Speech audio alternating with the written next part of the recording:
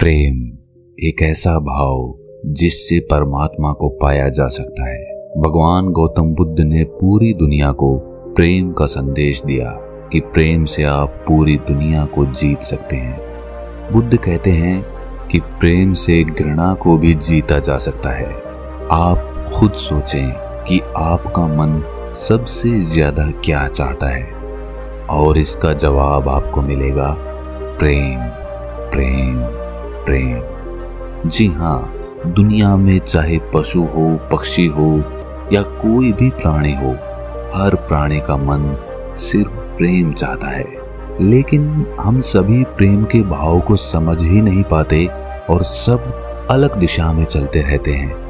अज्ञानता से दिव्य प्रेम वासना और घृणा में बदल जाता है। चलिए दिव्य प्रेम को गौतम बुद्ध की एक कहानी के माध्यम से समझने की कोशिश करते हैं। एक बार बुद्ध के एक शिष्य एक दिन गांव में घूमने के लिए गए हुए थे। घूमते हुए उन्हें बहुत प्यास लग गई। वो एक कुएं के पास गए। वहां पर एक युवती ने उन्हें पानी पिलाने के लिए कहा। पहले तो वो पानी देने के लिए मान गई, लेकिन बाद में उसने घड़ा पीछे कर पानी देने से मना कर दिया। वो बोले, क्या हुआ?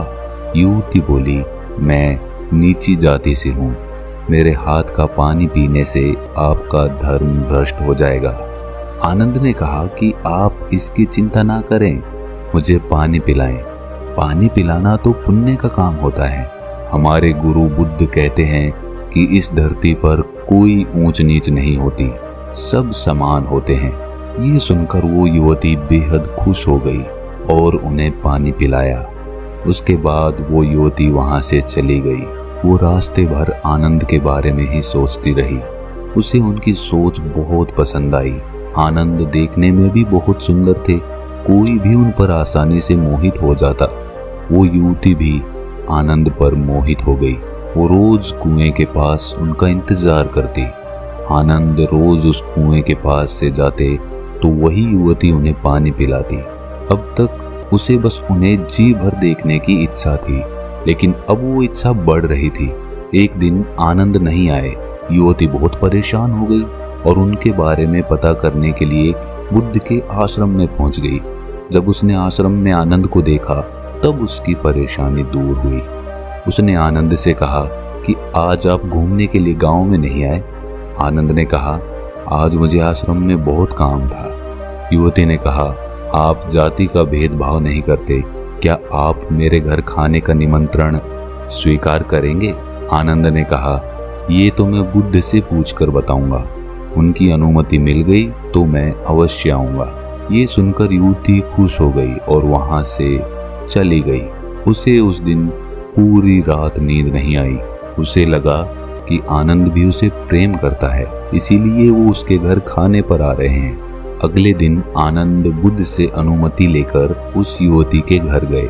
युवती ने उनके लिए अलग अलग तरह के पकवान बनाए थे। उन्होंने उसे बड़े प्रेम से ग्रहण किया। उसके बाद युवती ने आनंद से कहा, अगर आप ऊंची नीची जाति का भेदभाव नहीं करते हैं तो क्या मैं आपसे अपने मन की बात कर सकती हूँ? आनंद ने कहा, हाँ जरूर बोलो। युवती ने कहा, मैं आपसे प्रेम करने लगी हूँ, आपसे शादी करना चाहती हूँ। क्या आप मुझसे शादी करेंगे? आनंद ने ये सुनकर कहा कि प्रेम करना कोई गलत बात नहीं है। प्रेम तो हर किसी को करना चाहिए, लेकिन मैं आपसे विवाह नहीं कर सकता। मैं एक सन्यासी हूँ।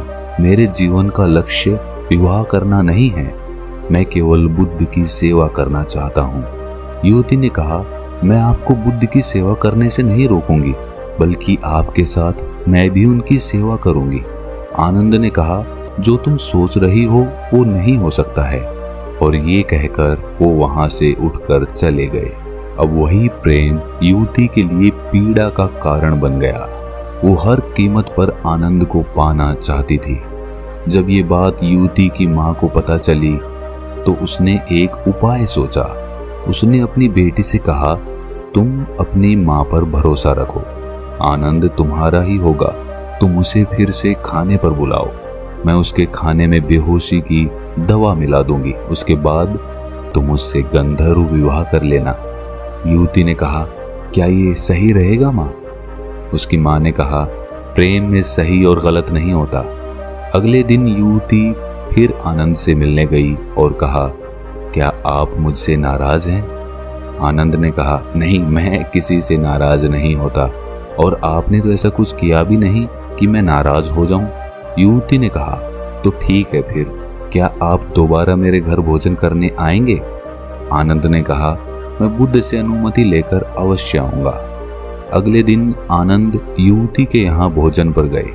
उसने तरह तरह के भोजन आनंद को परोसे और उसमें एक बेहोशी की दवाई मिला दी। आनंद उसे खाते ही बेहोश हो गए।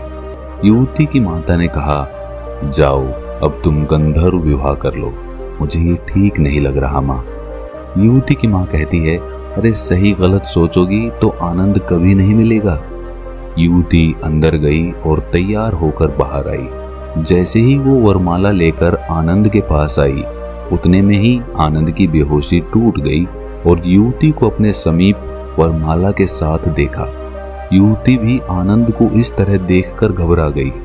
आनंद ने युवती को खुद से दूर किया और बिना कुछ कहे वहां से उठकर चले गए। युवती कुछ भी नहीं कह पाई। उसने अपनी माँ से कहा कि आपके कारण मुझसे वो दूर हो गए हैं। मैं खुद को पापी समझ रही हूँ। मुझे ऐसा नहीं करना चाहिए था। मैंने बहुत बड़ा पाप कर दिया। अब तक वो मेरे हाथ से पानी तो पीते थे, लेकिन अब तो मेरा चेहरा तक नहीं देखेंगे। वो पूरी रात इसी पीड़ा में रही और सोचती रही, दुख मनाती रही।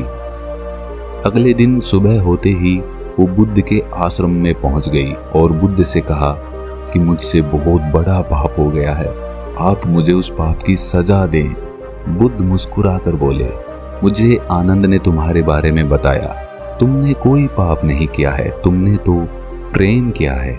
युवती बोली, लेकिन आनंद तो मुझसे प्रेम नहीं करते, अब तो वो मुझसे घृणा करेंगे। बुद्ध ने कहा, आनंद तुमसे घृणा नहीं करता, वो किसी से घृणा नहीं करता, वो तो बस प्रेम करता है और वो तुमसे भी प्रेम करता है, वो सबसे प्रेम करता है। तुमने अभी प्रेम की वास्तविकता को समझा ही नहीं है। जो प्रेम करुणा लाए, आसपास शांति लाए, वही सच्चा और दिव्य प्रेम होता है। ऐसा प्रेम कभी खत्म नहीं होता। इसके विपरीत जो प्रेम क्रोध, लालच, क्रूरता को लेकर आए, स्वतंत्रता का हनन करे, मन में पीड़ा और अशांति लेकर आए, गलत काम कराए, इसे प्रेम नहीं कहते, उसे वासना कहते हैं। आनंद में आज भी शांति है, वो आज भी आनंदित है। वो तुमसे मिलकर पहले जितना खुश था, आज भी उतना ही खुश है। वो तुमसे जितना प्रेम करता था, आज भी उतना ही करता है। उसके मन में कोई पीड़ा नहीं है, वो किसी पाप भाव से ग्रसित भी नहीं है। उसका प्रेम वास्तविक है। इसके विपरीत तुम खुद को देखो, जिसे तुम प्रेम कह रही हो, क्या तुम्हें सच में लगता है कि वो वास्तविक प्रेम है? क्या तुम आनंदित हो? क्या तुम्हारे मन में शांति है? क्या तुम्हारे प्रेम ने तुमसे कोई गलत काम नहीं कराया? पहले तुम कितनी खुश थी, आज देखो तुम कितनी पीड़ा में हो। तब तुम कैसे कह सकती हो कि तुम प्रेम करती हो? वो युवती गौतम बुद्ध के चरणों में गिरकर बोली, मुझे क्षमा कर दें, आप सही कहते हैं, मैं प्रेम को समझ ही नहीं पाई। आप मुझे भी अपने संग में शामिल कर लें, मैं भी वास्तविक प्रेम को जानना चाहती हूँ। दोस्तों, हम सभी प्रेम करते हैं। माता पिता, भाई बहन, पति पत्नी, दोस्त, प्रेमी प्रेमिका, सभी को प्रेम चाहिए। लेकिन क्या हम जिस प्रेम के पीछे भागते हैं उसे समझते भी हैं? वास्तव में जिसे हम प्रेम समझ बैठे हैं वो वासना के अलावा कुछ भी नहीं है। अगर आपका प्रेम आपको स्वार्थ की तरफ धकेल रहा है तो आप समझ जाना कि आप प्रेम नहीं करते। ये आपका कोई निजी स्वार्थ है जिसके कारण आप प्रेम का ढोंग कर रहे हैं। वास्तविक प्रेम लेना नहीं, देना सिखाता है और उसे देने में हमें हमेशा सकारात्मक ऊर्जा का अनुभव होगा। कहते हैं एक माँ अपने बच्चे से निस्वार्थ प्रेम करती है। वो अपने बच्चों के लिए सब सुख दुख हंसते हुए जीवन निकाल देती है, लेकिन उन्हें तकलीफ नहीं होने देती। लेकिन वही माँ क्या दूसरे के बच्चों को भी वही प्रेम दे सकती है? अगर हाँ, तो वही वास्तविक निस्वार्थ प्रेम है, और अगर नहीं तो वो लालच से जुड़ा हुआ है। उसे वास्तविक प्रेम नहीं कहा जा सकता। दिव्य प्रेम हर प्राणी के लिए, हर इंसान के लिए, हर जानवर के लिए, पेड़ पौधों के लिए बराबर होता है। वो किसी में कोई फर्क नहीं करता। और जो हमारा प्रेम होता है, जो वासना से परिपूर्ण होता है, वो प्राणियों में तो क्या, लोगों में भी भेद कर देता है। जैसे मैं उससे ज्यादा प्रेम करता हूँ, इससे कम प्रेम करता हूँ, नहीं, प्रेम तो हर जगह बराबर होता है। तो दिव्य प्रेम की क्या क्या साधनाएं होती हैं, आप मुझसे कमेंट सेक्शन में जरूर पूछें, और उस पर मैं हो सकता है एक अलग से वीडियो भी बनाऊं कि हम दिव्य प्रेम को अपने मन में कैसे जागृत कर सकते हैं। जी हाँ दोस्तों, इसकी भी साधनाएं होती हैं, और साधनाओं के माध्यम से हम दिव्य प्रेम अपने मन में जगा सकते हैं। अगर ये कथा आपको थोड़ी सी भी ज्ञानवर्धक लगी तो इसे अपने सगे संबंधियों, दोस्तों, मित्रों के साथ शेयर जरूर करें, और ऐसी ही कहानियां सुनने के लिए हमारे चैनल को सब्सक्राइब कर लें और नोटिफिकेशन बेल को प्रेस कर दें, ताकि जब भी हम कोई कहानी या कथा डालें तो आपको तुरंत पता चल जाए। तो मिलते हैं अगली कहानी में, तब तक के लिए अपना ख्याल रखें।